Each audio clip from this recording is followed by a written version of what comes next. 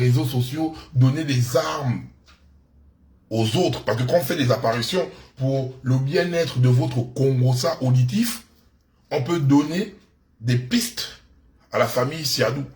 Entre-temps, la Badokon Gang est là pour porter les fruits, non pour jouir dans vos oreilles avec le Congossa. On n'est pas là pour jouir dans vos oreilles avec le Congossa. On a dépassé le cap là. Et je tenais à remercier la Badokon Gang. L'esprit, je vous encule. J'ai rien à foutre de vous. Et je ne vous demande pas de m'aimer. Parce que moi, je vous encule, en fait. Donc, je n'ai rien à foutre de votre amour. Je mets votre amour dans mon cul. Donc, ne m'aimez pas. Continuez comme ça. Donc, on va revenir avec nos deux sujets. Et après, on va prendre nos congés. On fait même du méta ce qu'on veut. On part, on vient, on fait ce qu'on veut. Donc, vous dégagez. Fermez vos gueules. Vous n'aimez pas voir ma gueule. Vous désabonnez de la page. Donc, merci à la Badokon Gang. On reste très concentré. On a développé un autre niveau. C'est Badokon Pierre Bellemare. Des enquêtes impossibles. Vous savez, nous vivons dans un pays où il y a une parodie de justice. Parfois, je suis écœuré quand je suis assis comme ça, et je vois qu'on se retrouve dans certaines situations où tout est devant nous, mais ça bloque quelque part. C'est parce que, juridiquement, tel connaît tel, tel connaît tel, tel est parent de tel, et ça bloque l'affaire. Et ça, seul la Badokon Gang a les couilles pour démanteler, pour dévierger ce type de situation sans mettre du lubrifiant. La Badokon Gang est adepte du Viagra pour avoir une bonne érection et vous pénétrez sauvagement. Nous allons commencer par l'affaire de Cyrus. Cyrus, que j'ai eu à afficher tout à l'heure. Après, on va enchaîner avec l'affaire de la Blanche de Boabi. Donc, c'est un live où on va traiter deux affaires, mais de façon simultanée. Cyrus est là. Déjà, pour commencer, je tenais à être clair. Cyrus et moi, on a grandi ensemble. On a grandi ensemble. On a fait nos bails à Bitam, à Fabavion. Donc, Cyrus, c'est mon frère. Mais Tombeau ouvert là, n'a pas d'amis. Tombeau ouvert n'a pas d'amis. C'est pas parce que tu ris avec moi que demain, tu tombes dans tombeau ouvert, tu te banzailles. Pas d'amis. Et surtout, pour des situations que je trouve aggravantes en fait. Donc, tombeau ouvert, vous voyez comme c'est mon propre frère. Je pouvais prendre ça, sceller sa bouche. C'est ça qu'on va vous montrer aux hommes de loi. Vous qui êtes au Gabon, vous qui faites des choses en mode, c'est mon parent, c'est non machin, je ne peux pas damner mes parents. Parce que si je damne mon parent, la famille va me voir comment. Si je damne mon parent, tel va me voir comment. C'est fini cette époque où je damne. Non, tombeau ouvert n'est pas dedans. C'est établir la justice et la vérité. Donc, Cyrus, c'est mon frère. C'est mon frère. C'est pas un intrus, c'est mon frère. On va aller étape par étape. Parce que avant de faire une sortie publique, j'ai été contacté par la famille de la petite Sarah, qui a eu à subir l'acte du V pour éviter que Facebook, dans ma page, vous-même vous connaissez le V, l'acte qui consiste à prendre une femme sans son consentement. Et de l'autre côté, j'ai aussi eu le contradictoire de la famille de Cyrus, qui donne aussi son point de vue. Donc, je vais venir exposer tout ça là, ici, afin que vous puissiez aussi, de l'autre côté, avoir aussi une vision particulière via cette situation.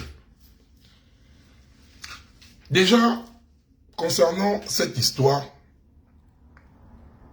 et des nombreux témoignages que j'ai eu à écouter par rapport aux histoires du V. Les histoires du V là, j'ai l'impression que dans nos familles, et c'est très sérieux, hein, parce qu'il y a même des personnes qui sont même sur le live là, qui ont eu à subir ça. Dans nos propres familles, nous avons des prédateurs sexuels dans nos familles. Et quand ces personnes arrivent à commettre ce type d'acte, nous avons toujours cette manie d'étouffer l'affaire en disant que c'est de la famille. Oh, ça va faire, si ça sort, on aura honte. Mais quand vous protégez un soi-disant prédateur au sein de votre famille pour éviter de salir votre image, est-ce que vous pensez à la situation ou à l'état psychologique et physique de la fille qui a été abusée? Est-ce que vous pensez à ça? Quand vous êtes là, la personne commet l'acte, il y a plusieurs personnes dans les familles, au sein de la famille. Tu entends une fille va dire, c'est mon oncle qui a été le premier à abuser de moi. C'est mon cousin qui a été le premier à abuser de moi. C'est mon grand frère. Parfois même encore mon père qui a eu abusé de moi. Mais la famille étouffe pour éviter d'avoir la honte de la famille. Mais la personne diabolique qui est à l'origine de cet acte est laissée comme ça. C'est mauvais et c'est méchant. Et j'invite toutes les personnes qui ont eu à subir ce type d'harcèlement moral et physique à parler. Oui. Même si ça remonte à 20 ans, une personne qui a été abusée sexuellement, et surtout une femme, garde cela dans sa tête. Il y a plusieurs personnes ou plusieurs femmes. Demain, même l'envie sexuelle envers un homme, elle n'en aura plus. Vous ne savez pas ce que ça craint. Il y a des trucs où, parfois même, tu fais même tes rapports intimes avec ta chérie qui a été abusée dans son enfance. Cette dernière, pendant l'acte, il y a un petit mouvement, parfois elle pleure même. Le consentement, quand il n'est pas requis, c'est un trouble psychologique. Et j'aimerais aussi insister à nos parents et nos femmes, parce qu'il y a des gens qui ne comprennent pas l'abus sexuel. Même au sein de nos foyers, tu es marié avec ta femme, vous êtes mariés légalement. Un jour, tu te lèves, tu as envie de damer Tanga. Tanga n'a pas envie, ta femme n'a pas envie que tu dames avec elle. Tu prends Tanga, tu bloques Tanga. Tu joues Tanga. C'est un V. C'est un V. Chez nous en Afrique, on va dire, c'est sa femme. Ils sont mariés légalement, non? Il a le droit, non. Ta femme, c'est pas ta chose. Quand elle décide de t'ouvrir les portes, c'est elle qui dit, je t'ouvre la porte du plaisir, viens avec le bâton magique. Il y a plusieurs même femmes, qui sont dans les foyers. Elles croient que la situation est normale.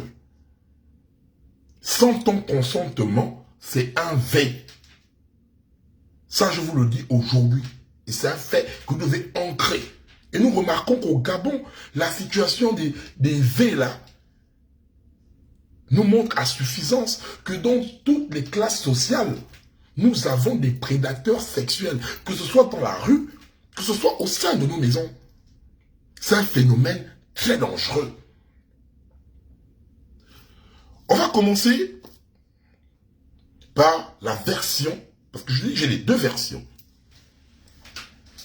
La version de la famille de mon frère Cyrus Botafuego. J'ai eu au téléphone, eux ils me disent que c'est un problème de famille parce que demain, ils ont un rendez-vous à 9 h au niveau de la PJ. J'ai demandé plus de détails, ils ne sont pas rentrés dans les détails. Ils m'ont juste dit, c'est un problème de famille. Et moi je dis, oh, un problème de famille. Je vais vous mettre le témoignage de la petite Sarah qui explique, parce qu'elle vient, elle explique. Donc, demain, quand vous allez partir, si c'est un problème de famille, si c'est un problème de montage ou de mensonge, nous, on va mettre le témoignage de Sarah ici. Et après, je vais vous expliquer le compte rendu de Sarah avec plus de détails. On met d'abord, parce qu'après on a fait une conférence avec les membres de la famille. La conférence a duré 40 minutes. On va d'abord jouer le témoignage de la petite Sarah. Attendez. Non, ça c'est pour la blanche de Moabi. Voilà, c'est là. Bonjour à tous, j'espère que vous allez bien et que vous vous portez bien. Bonjour à tous, j'espère que vous allez bien et que vous vous portez bien. Aujourd'hui, je viens avec le soutien de ma famille, de mes amis et d'autres encore, afin de vous conter mon histoire.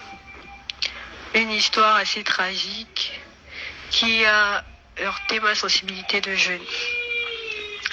Alors, il y a de cela, il fut 3 mois, ma soeur est venue à la maison, elle a fait l'eau chaude et au bout de ces 3 mois, nous sommes allés la raccompagner avec une cérémonie de revoir afin qu'elle puisse aller dans son foyer. Le lendemain de sa cérémonie, je devais aller chez elle afin de s'installer dans la nouvelle maison dans laquelle elle devait être avec ses enfants et son mari. Maintenant, ce jour, lorsque j'ai tenté de l'appeler, son téléphone ne passait pas, elle était totalement injoignable. Mais elle m'a rappelé dans la soirée pour me demander pourquoi je ne suis pas y allée. Je lui ai dit que j'ai tenté de lui joindre, mais c'était pas possible. Alors je lui ai dit que je devais venir le lendemain. Alors le même soir, pendant que je me préparais, j'ai préparé mes affaires pour aller rester avec elle pendant une semaine, l'aider et après rentrer à la maison parce que l'école se rapprochait.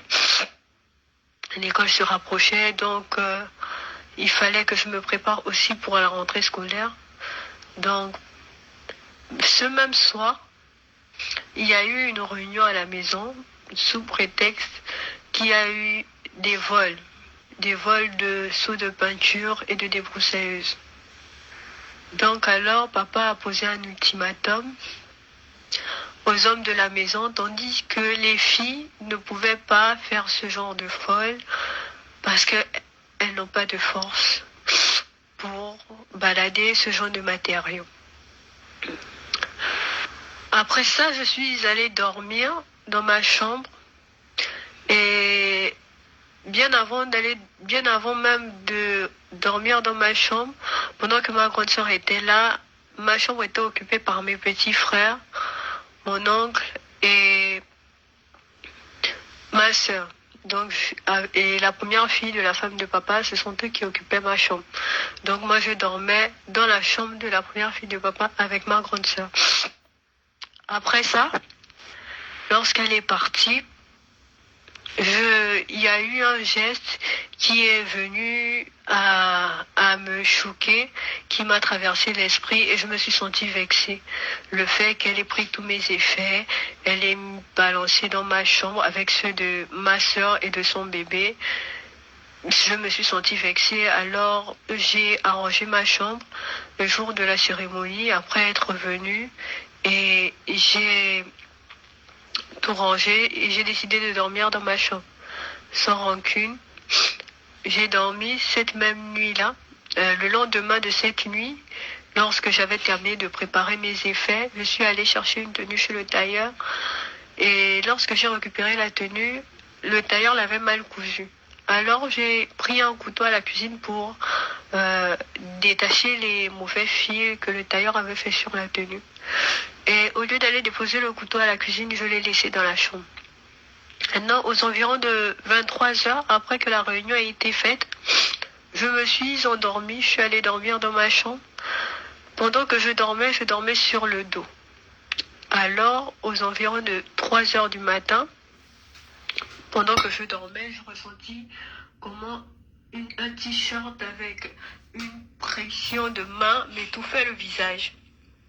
Et lorsque j'ai ressenti ça, j'ai ouvert les yeux, mais lorsque j'ai ouvert les yeux, je me suis rendu compte que je ne pouvais pas bouger mes pieds du tout. Parce qu'il était assis sur mes pieds et il me touchait le visage.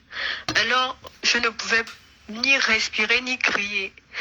J'ai essayé d'avoir le réflexe de toucher mon petit frère qui était à côté de moi, mais il n'a pas bougé du tout. Alors, mon oncle m'a enfoncé son t-shirt dans la bouche. Et lorsqu'il m'a enfoncé son t-shirt dans la bouche, il m'a attrapé les mains et il m'a ramené vers le sol. Il coinçait mes pieds et il m'a retiré le collant. Lorsqu'il m'a retiré le collant, il est passé à l'acte. Et lorsqu'il est passé à l'acte, il tenait mes mains avec une de ses mains. Et c'est là que j'ai réussi à me libérer une main et j'ai pris le couteau, je l'ai blessé au niveau de l'épaule, qui a permis que je pouvais sortir de la chambre. Alors je suis sortie, mon premier... Voilà, on va faire un peu le détail parce que on va aller étape par étape. Donc, Cyrus, qui est ici, mon frère Botafuego, je vais taire le nom de ma grande sœur, qui est sa grande sœur. Ma grande sœur est en mariage chez le papa de la petite Sarah qui témoigne là. C'est un commandant à la marine. Je vais taire son nom pour éviter... Non mais les ça, ils savent de quoi je parle. C'est un commandant à la marine. Du coup, il arrive chez son beau-frère de base. Donc, il est l'oncle par alliance à la petite Sarah qui témoigne. Suite à l'échange avec Sarah, le bail se passe, Cyrus louait. Et il y avait une réfection dans son domicile.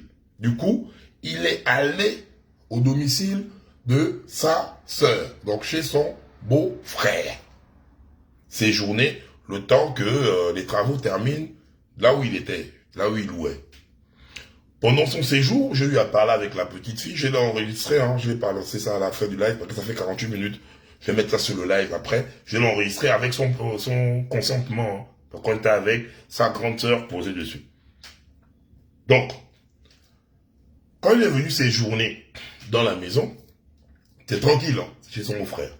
J'ai posé la question à la petite, quel était le climat? Comment il se comportait? Elle m'a dit, il se comportait comme un oncle. J'ai dit, ok, il n'y a pas de souci.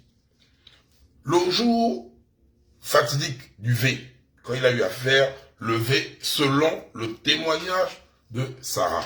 Le jour du V, il y a eu un problème à la maison. Donc, une discussion sur un vol de débroussailleuse, donc de certains matériaux.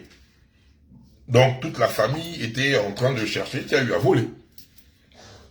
Elle est partie dans la chambre parce qu'il y avait sa sœur qui était là.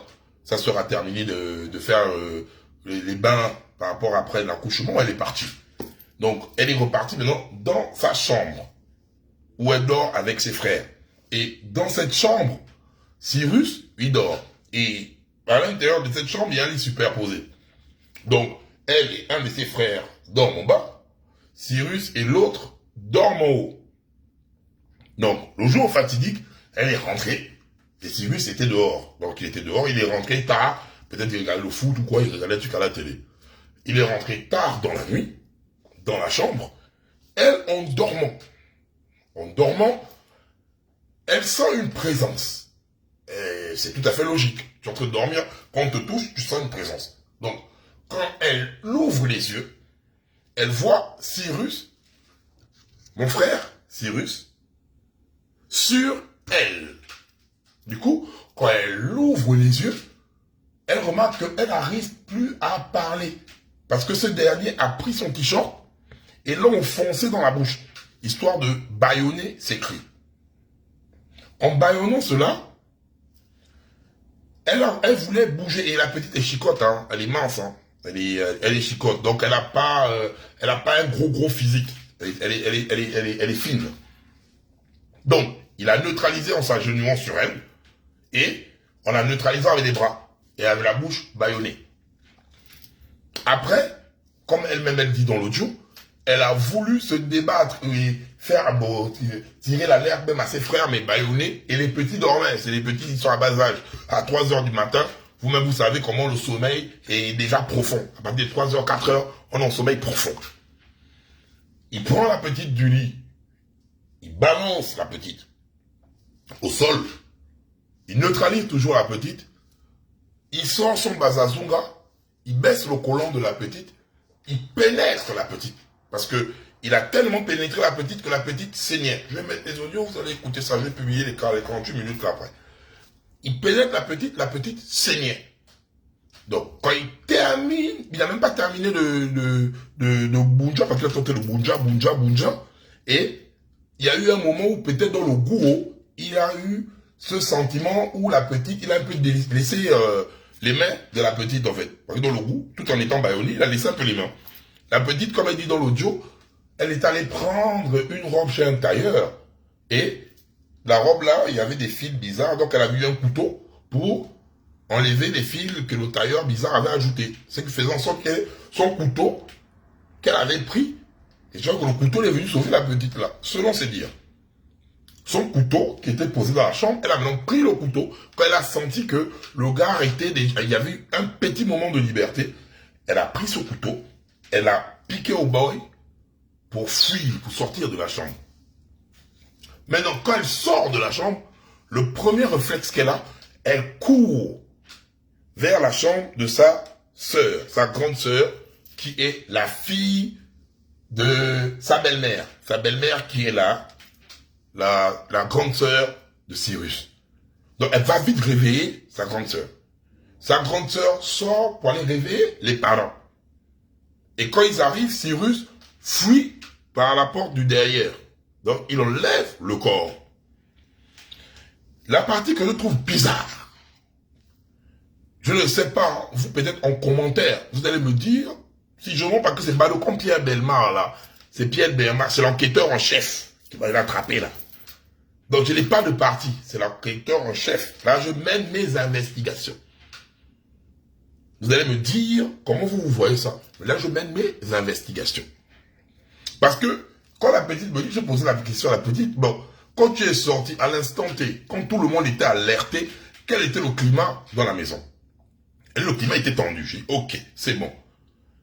Il fallait attendre 8 heures pour que le poste soit open. Moi, je sais, selon ce que moi je sais, dans les cas de V, des abus sexuels, on doit laisser la personne intacte. Parce que si on doit faire des prélèvements vaginaux ou quoi, la personne doit rester au même clean. Il n'y a pas de nettoyage quelque part.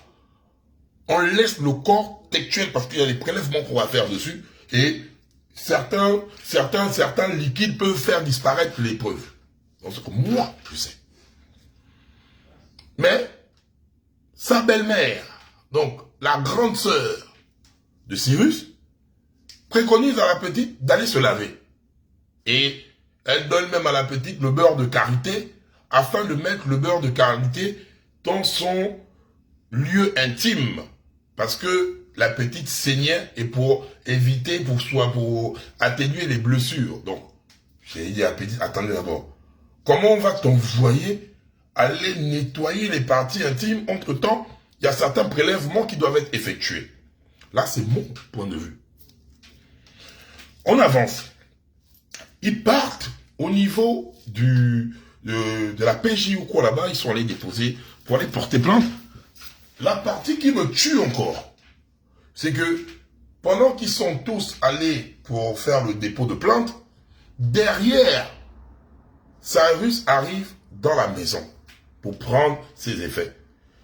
La fille, donc la fille de la belle-mère, donc la sœur de Cyrus, appelle pour dire que Cyrus est rentré à la maison prendre les effets.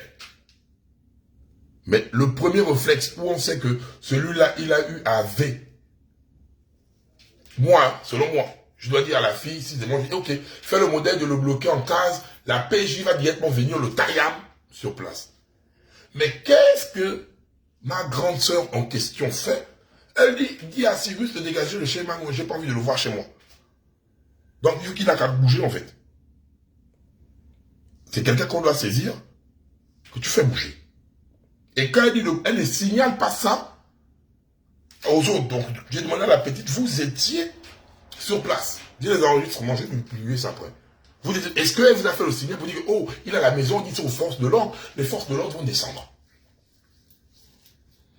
Il n'y a pas eu de ça. Et là, demain, parce que j'ai été contacté par certains membres de la famille qui disent que demain à 9 h, il y aura une suite logique de ça. Mais c'est comme moi, parce que il y a un truc qu'il faut éviter dans les familles. Hein. Parce que c'est revenu, parce que du côté de ma famille, parce que Cyrus c'est mon frère, quand je lui ai parlé avec certains de ses soeurs et certains membres de leur famille là-bas, ils disent c'est une histoire de famille. Une histoire de famille, comment? On parle de V, on parle d'abus. Pourquoi vous aimez toujours dire histoire de famille, histoire de famille? Nous avons le témoignage de la petite elle-même. Parce qu'il y a eu une plainte d'abord qui a été déposée. Et la plainte a été retirée après derrière par le père et la belle-mère. Aujourd'hui, c'est les grandes sœurs qui au Brésil et certains autres membres de la famille qui se sont levés parce qu'aujourd'hui, je me suis retrouvé avec près de 10 personnes de la famille qui veulent que justice soit rendue. Mais on sent le mou, parce que même la petite a eu à dire ça devant sa grande sœur, on sent le mou du côté de sa belle-mère et de son père. Du coup, je ne sais pas si ma grande sœur a mis mon beau-frère là-bas dans la bouteille, je ne sais pas. Parce qu'une situation comme ça, c'est une situation qui mérite justice. Clair, net et précis. Donc, vous avez eu à écouter les audios, l'audio de la petite, le témoignage qui a